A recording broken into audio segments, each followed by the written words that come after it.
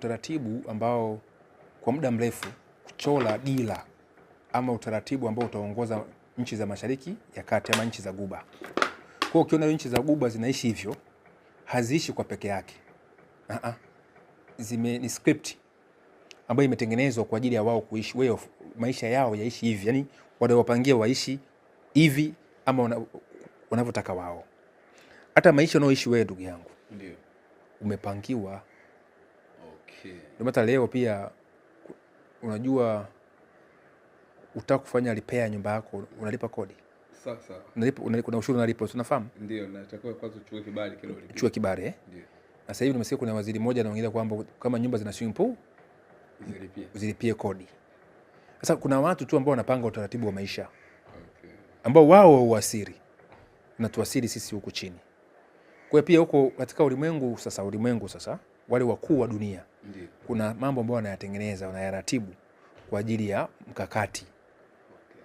Kwa hiyo maisha ya Mashariki ya Kati ishachongwa tayari iwe hivi na hivi.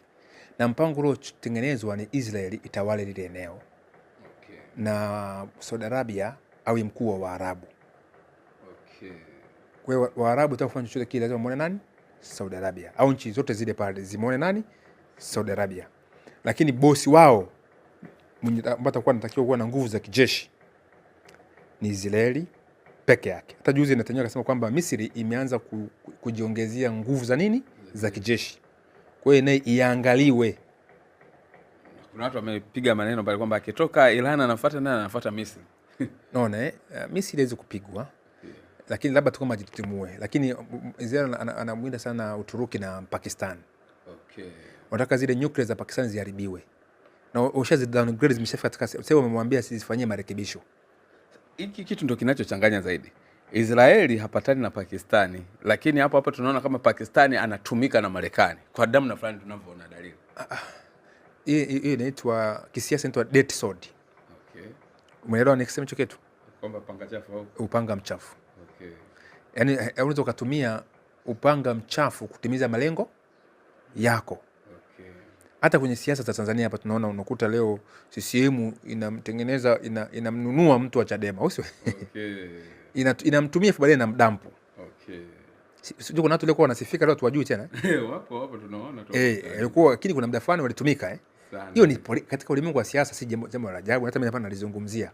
Hilo ni technique za kisiasa tu. Ukisema ile Hegelian dialect. Ndio. Kuna hizi siasa zinasomwa. Ni technique. Sasa ndivyo kwa unakuta wanakutumia kwa maslahi yao, ila si kwamba wanakupenda. Okay. Kwa hawapendi mfumo wa siasa ya Pakistan.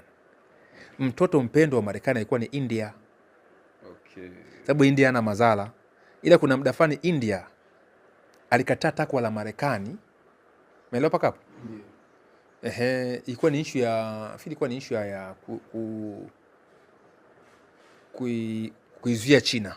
Ndio. Wanataka kuivamia China kijeshi ili kupitia India. Okay. Na washapigana, China na India washapigana, unajua Mara kwanza China ilishinda, mara ya pili India ikashinda. Okay. Ila sababu Marekani anataka kuicounter China, India ikakataa, ndio akamtumia nani? Pakistani. Kuweka base ya kijeshi pale kwa ajili ya kumcounter China. Miaka nyuma. Okay, ndio maana Pakistani walikatika kutoka China. Kutoka India. Au walikatika mapema tu. Ni kabla kumbe. Mwaka 1947 wakati ule uhuru. Waliona Waislamu waliamua kwa pande hii na Wahindu wakaamua kwa pande hii. Hiyo ndio solution ya kuleta ambao Muingereza alifanya, si Marekani. Okay. Ila Marekani na India walikuwa ni marafiki sana. Sababu wote walikuwa wametawaliwa na Muingereza. Okay. Kwa hiyo Marekani hata vita vya miaka 8 vile vya kati ya Iraq na Iran. Ndio. Unajua Marekani ilikuwa upande wa Iraq. Okay. Lakini Israeli ilikuwa ni upande wa Iran. Ndio utashangaa leo Israeli inaipiga Iran, lakini Israeli aliuza silaha nyingi sana. Na isingekuwa Israeli, Iran ingefumuliwa vibaya sana. Paka walienda bunge la Marekani na Senate waliwita wa Israeli. Wakasema Marekani isiwape silaha wa Israeli sababu akimba silaha anauza Iran kwa bei kubwa.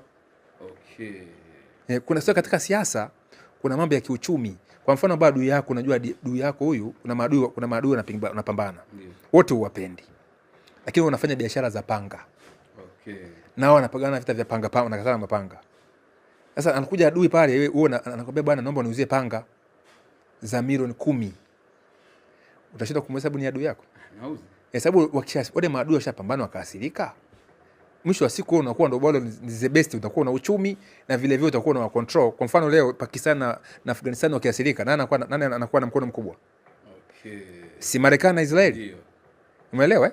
Kwa hiyo wao ni mchanganyo tu. Na Marekani na Israeli na Marekani wanaipenda Irani kuliko Pakistan. Tena? Okay. Yaani Irani Marekani anaumwa mno kuikosa Irani. Okay. Kwa hiyo Irani ilikuwa imefanywa kuwa baba wa Mashariki ya Kati pamoja na Israeli kabla haijaingia katika nchi kuwa katika utawala wa Ayatollah. Okay. Kwa hivyo ondolewa mkononi mwao waliumia sana. Masa hivi imewauma na wanataka Irani. Kwa sababu Waajemi wanajielewa. Umeelewa paka hapo? Sasa mwisho wa picha leo wamerejea kwa njia hiyo. Utole utawala ili waingize utawala mwingine. Na kingine kwa siri moja, huu utawala hata huo Ayatollah. Wao ndio walifanya ukaingia. Wenyewe Marekani. Ndio. Na Uingereza. Sawa. Sababu kuna serikali moja ya kidemokrasia iliingia pale kabla ya utawala wa Ayatollah yule. Lakini wakaiondoa, CIA wakaipindua. Sawa? Kwa sababu gani unajua? Wao jamaa walisema mafuta sawa watauzia Marekani lakini itakuwa yanaamuliwa na Wairani. Okay. Wakamuondoa. Kwa hiyo wakampressure kuleta utawala wa Ayatollah. Kwa jamaa alipokuwa ameingia madarakani Ayatollah wa kwanza yule, yeye akasema akakubali kuingia katika mkorongo huo chini ya utaratibu wa Ufaransa. Ndio. Na CIA. Alivyoingia akageuka. Umeelewa? Ndio. Kwa wakajuta. Sasa kwa hao ndio waliuingiza ile utawala. Jamaa akawageuka. Hata hizo nchi zile ambazo zinapambana na Marekani, ukisoma historia walikuwa ni marafiki zamani. Okay. Uongo? Kweli. Kwa hiyo maana wanapigana for interest. Sasa tuje katika mkutano wa mzima ambao huko. Ndio. Siasa za dunia ziko na mchakato. Ile kuna kundi lingine. Ndio. Kwa siri lina mpango wake. Sawa. Kabla tujaingia huko, naomba nikuonyeshe hii vita imeandaliwa wakati gani. Sawa. Kuna nataka nimnukuu mtu anaitwa Kissinger na General Clark. Okay, General Marekani. Sawa. Sawa. Ngoja kuonyesha kitu hapa. Hii post kuna post niliandika na nataka ninukuu tu mbali zile ambazo niliweka zile nukuu. Hii post niliandika mwaka tarehe 9 Januari mwaka 2020. Nikasema hivi, kichwa cha habari, vita ni mtaji wa mataikuni wa kuitawala dunia. Sawa. Hii post mtu akitaka zana nikamsendia link akaisoma. Ni post nzuri ambayo mahojiano ambayo tunayafanya. Naona inapita mle ndani. Sawa. Sasa ukiangalia ukisoma huyu bwana Kissinger alisema hivi, na tunaanza hapa, vita vya kidunia vya 3 viko njiani. Okay. Na Iran itakuwa mahali pa kuanzia katika vita hivyo ambayo Israeli italazimika kuua Waarabu wengi iwezekanavyo na kuchukua nusu ya Mashariki ya Kati. Sawa. Una point hiyo? Ndio. Hapa alisema katika mahojiano na Daily Space. Daily